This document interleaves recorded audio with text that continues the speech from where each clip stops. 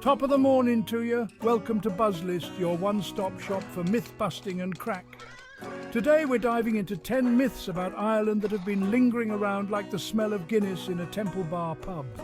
A massive thanks to all you lovely subscribers who keep the comment section livelier than a session with the Dubliners. Hold on to your shamrock hats because we're about to separate fact from fiction.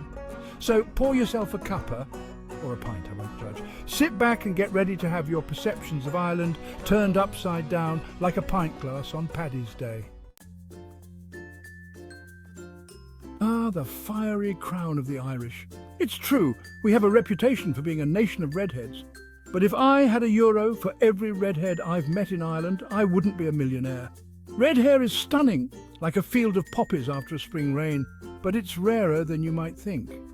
The global average for redheads is around 2%, and while Ireland boasts a higher percentage, it's closer to 10%. That's 10 times the global average, but not quite the ginger paradise some imagine.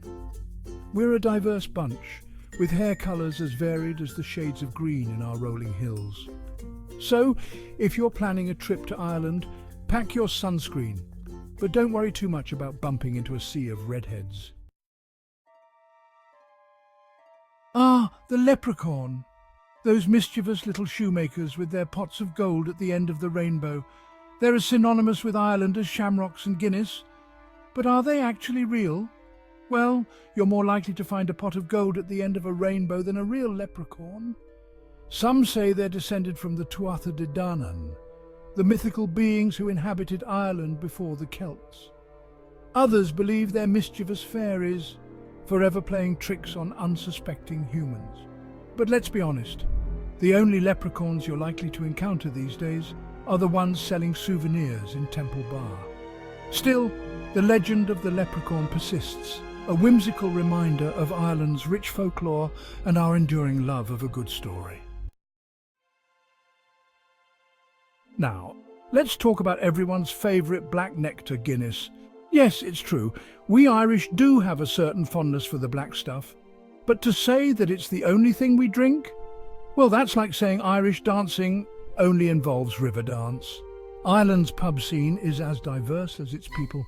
Walk into any pub worth its salt and you'll find a selection of craft beers that would make a hipster weep with joy. From crisp lagers to hoppy IPAs, there's a brew for every palate. And let's not forget about our burgeoning whiskey scene. And for those who prefer a non-alcoholic tipple, fear not, we've got you covered with our excellent tea. So while a pint of Guinness might be the quintessential Irish drink, it's by no means the only one. Now, let's address the elephant in the room, or rather the rain cloud over the Emerald Isle. Yes, it rains in Ireland. Sometimes it drizzles. Sometimes it pours, and sometimes it does that sideways thing that makes you question the laws of physics.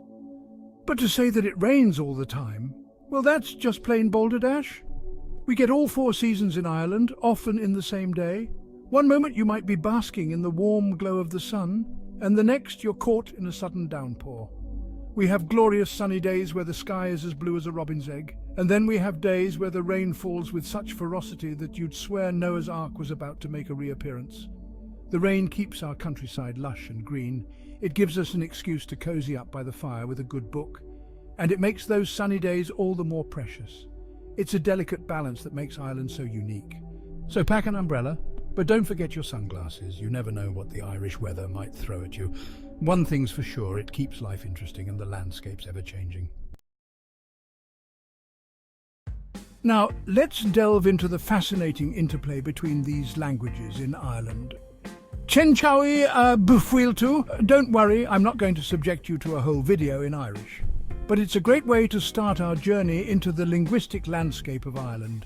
This brings us to our next myth, that everyone in Ireland speaks Gaelic fluently. It's a common misconception that needs addressing. Now, while it's true that Irish is our official language, and you'll see it on road signs and official documents, the day-to-day language for most people is English. It's the language of business, media, and daily conversation. Don't get me wrong, Irish is a beautiful language, full of history, poetry, and a unique charm that reflects our rich cultural heritage. and we're making great strides in reviving it with numerous initiatives and programs aimed at promoting its use. But for most of us, it's a second language, learned in school and trotted out for special occasions like St. Patrick's Day or cultural festivals. So, while you might not be able to hold a full conversation in Irish, don't be afraid to try out a few phrases. The locals will appreciate the effort, and it's a wonderful way to connect with the culture. Now, let's talk about St. Patrick, the patron saint of Ireland, and his legendary act of driving all the snakes out of the Emerald Isle. It's a tale as old as time, or at least as old as the 5th century, when St. Patrick is said to have rid us of these slithery pests. The story has been passed down through generations, becoming a cornerstone of Irish folklore. But here's the thing, there's no evidence that snakes ever actually lived in Ireland. Not a single fossil or historical record points to their existence on the island. Ireland became separated from the rest of Europe after the last ice age, and snakes, being the landlubbers they are, never made it across the sea. The cold waters and harsh climate made it impossible for them to migrate. So while St. Patrick might have banished snakes from Ireland in legend, the truth is they were never here to begin with. The island's unique geography and climate kept it snake-free.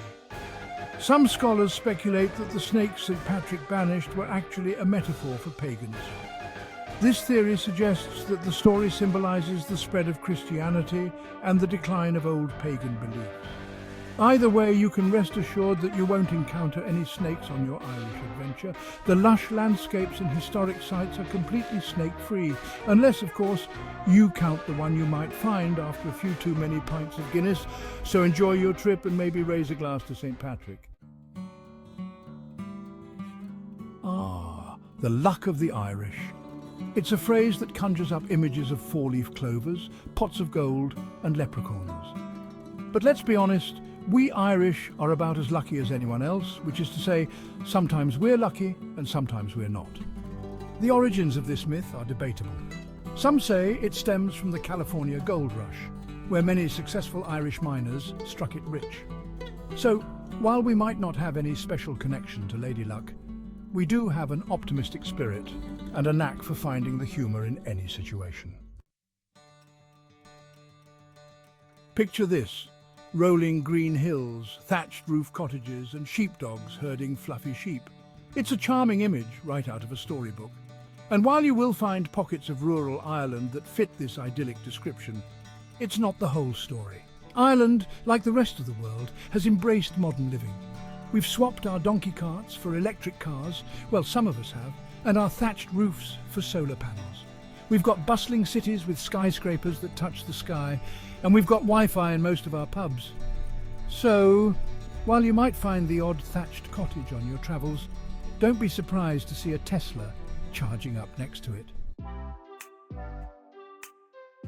Hold on to your potatoes, folks, because it's time to debunk the myth that Irish food is bland. Yes, we love our potatoes and our soda bread is legendary, but Irish cuisine is so much more than just boiled spuds and brown bread. Our island boasts fresh seafood, succulent lamb and dairy products so delicious, they'll make you want to dance a jig. And let's not forget about our traditional dishes like Irish stew, a hearty combination of lamb, potatoes and vegetables that will warm you from the inside out. So ditch the preconceived notions of blandness and get ready to experience the true flavours of Ireland. And finally, let's address the other elephant in the room, or rather the misconception that's bigger than the Blarney Stone Island being part of the UK. To put it simply, Ireland is an independent nation with its own government, laws and customs. We've had a long and complicated history with our neighbours across the Irish Sea, but we've been flying solo for quite some time now. Think of it this way. Ireland and the UK are like siblings who used to share a room. So, next time someone asks you if Ireland is part of the UK, you can politely correct them, and then dazzle them with your newfound knowledge of Irish history and culture. So there you have it. 10 myths about Ireland well and truly busted. If you enjoyed this video, give it a big thumbs up and subscribe to BuzzList for more myth-busting fun. Until next time, slan go foil.